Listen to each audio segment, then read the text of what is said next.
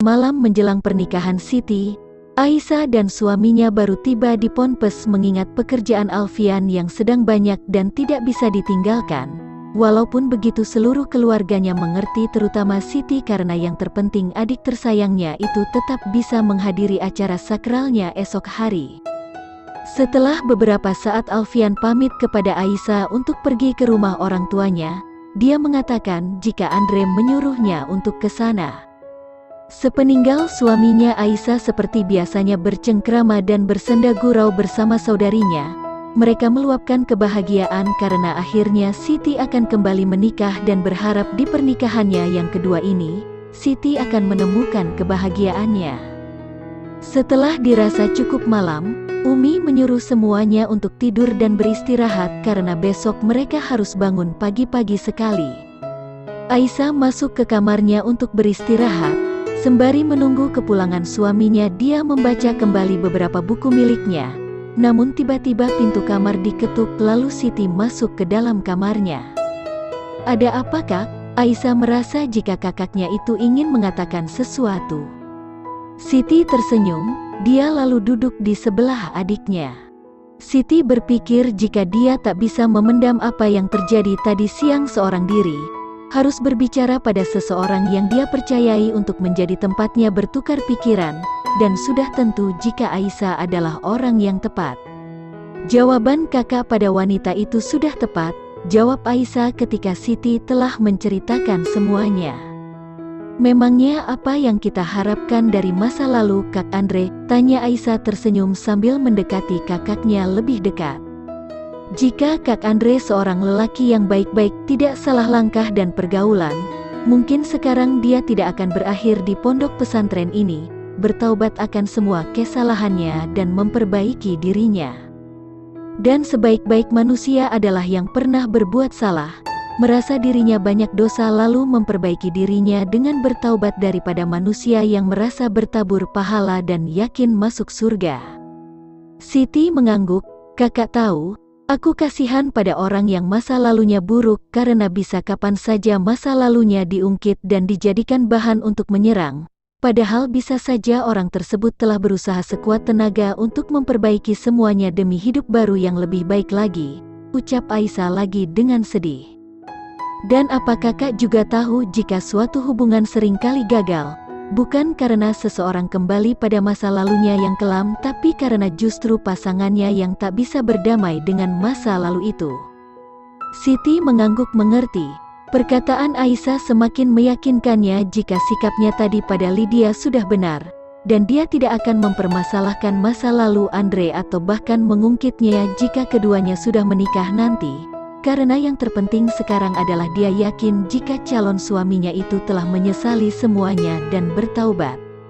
Siti langsung memeluk adiknya. Asteris. Andre menghela napas panjang, sambil menengadahkan kepalanya pada langit. Dia nampak tak karuan, beberapa puntung rokok nampak berserakan di bawah kakinya. Andre terlihat sangat frustasi. Alfian yang duduk di kursi di belakangnya hanya bisa memperhatikan sambil menggelengkan kepalanya berkali-kali.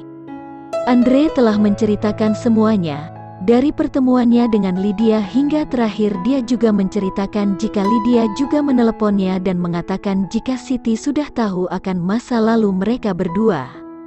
Setelah mengetahui semuanya dari Lydia tadi, masihkah Siti mau menerimaku menjadi suaminya? Andre berbicara pelan, penuh penyesalan. "Aku merasa malu, rendah diri dan kotor dengan masa laluku. Seperti itu aku merasa tak pantas mendapatkan wanita sebaik Siti." Alfian tak menjawab, karena dia seperti kehabisan kata-kata setelah sedari tadi dia mengatakan jika Kak Siti tidak seperti wanita kebanyakan yang akan mudah terhasut. Kak Siti wanita yang bijak seperti istrinya yang akan mengerti.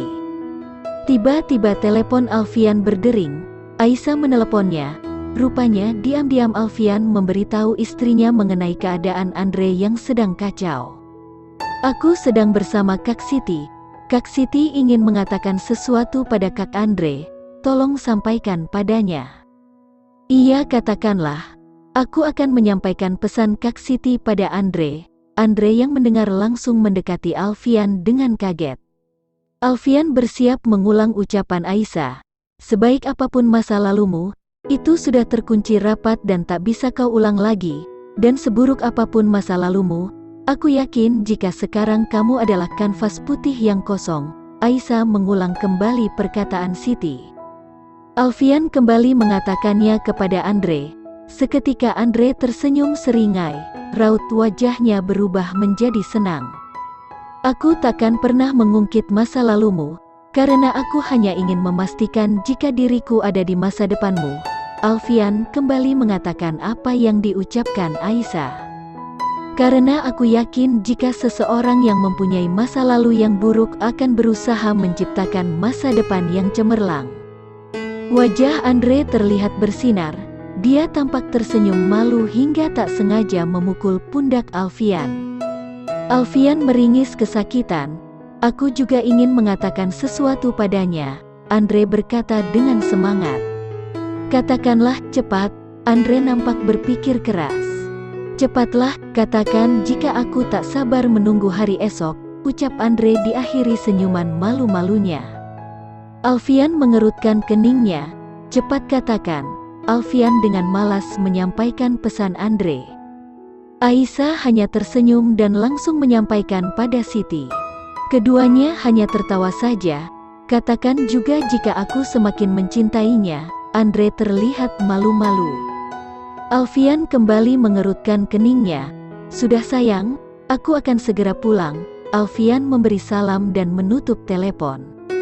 Andre terlihat kesal karena Alfian tak menyampaikan pesannya. Sampaikan saja sendiri besok. Jantung Andre terus berdetak kencang ketika untuk pertama kalinya Siti dihadirkan sesaat setelah ijab qabul dilafalkan. Kedua bola matanya tak bisa lepas dari Siti yang terlihat anggun dengan pakaian pengantinnya yang sederhana. Setelah itu keduanya lalu menyelesaikan prosesi pernikahan dengan lancar. Sesekali Andre terus melirik Siti yang senantiasa ada di sampingnya. Namun entah mengapa dirinya sama sekali tak berani untuk menyentuh atau memegang tangannya, padahal kini keduanya sudah sah menjadi suami istri. Malam hari, satu persatu orang-orang pergi meninggalkan Siti dan Andre di rumah baru mereka. Rumah yang letaknya tak jauh dari lingkungan pesantren, rumah sederhana yang dibeli Andre dari warga lalu sedikit direnovasi. Andre yang menyadari jika kini tinggallah dirinya dan sang istri saja di rumah malah dibuat salah tingkah, dia tak berani masuk ke dalam kamar di mana Siti sudah ada di dalamnya. Andre nampak seperti orang yang linglung, dia sangat grogi dan tak tahu harus melakukan apa dan itu membuatnya heran kenapa dirinya bisa seperti itu. Padahal dulu dia seorang Casanova yang pintar menghadapi wanita, menggoda dan merayunya. Tiba-tiba suara pintu kamar terbuka, Siti keluar dari dalam kamar. Andre mematung sambil menelan ludah melihat Siti dan pakaian yang dikenakannya, lingerie. Untuk pertama kalinya dia juga melihat wajah sang istri.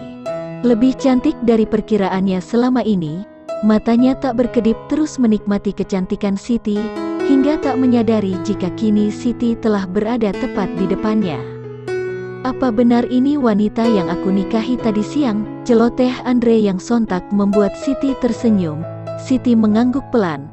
Aku mencintaimu, ucap Andre tiba-tiba sambil terus menatap wajah istrinya. Siti kaget, wajahnya memerah. Harusnya kamu mendengar kata-kata itu malam kemarin, tapi Alfian menyuruhku untuk mengatakannya langsung padamu.